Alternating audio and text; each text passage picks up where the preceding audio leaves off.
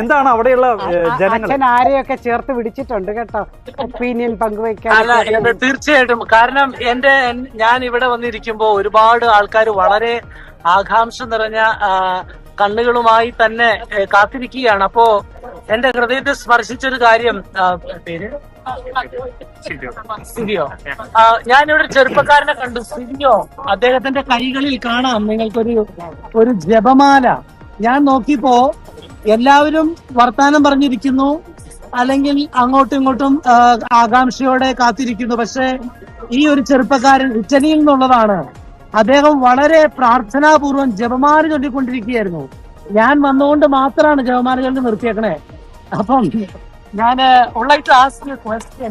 When people are surrounded here and then I saw you were praying rosary. So would you please explain what made you to pray rosary?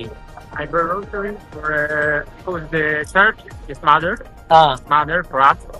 It is important, mother for the partner, because the mother, like Maria, the mother of Jesus, it's really important to And the children to pray for. bless the cardinal from the Holy Spirit. It's important because when the apostles in the cenacle, okay, with us, it's Maria. Maria is really important, and for me, it's my mother of all the church. അദ്ദേഹം പറഞ്ഞ ഒരു കാര്യം തീർച്ചയായും വളരെ ഹൃദയത്തെ സ്പർശിക്കുന്ന ഒരു കാര്യമാണ്. കേൾക്കാവോ? കേൾക്കാം അച്ഛാ, കേൾക്കാം. അദ്ദേഹം പറഞ്ഞൊരു കാര്യം ഹൃദയത്തെ വളരെ സ്പർശിക്കുന്ന ഒരു കാര്യമാണ്. അദ്ദേഹം പറയാണ്, സഭ അമ്മയാണ്.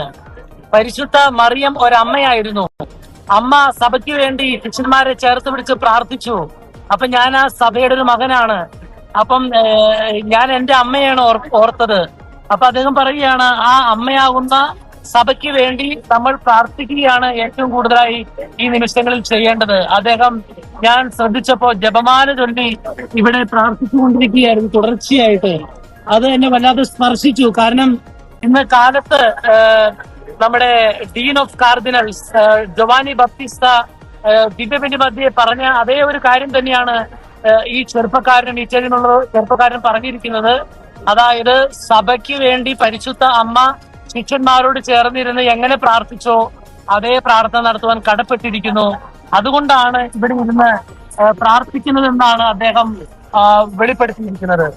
അച്ഛാ, അത് ഇങ്ങനെയുള്ള യുണീക്ക് മൊമെന്റ്സും യുണീക്കായിട്ടുള്ള വ്യക്തികളെയൊക്കെ അച്ഛൻ കണ്ടെത്തുന്നതിൽ വലിയ സന്തോഷം.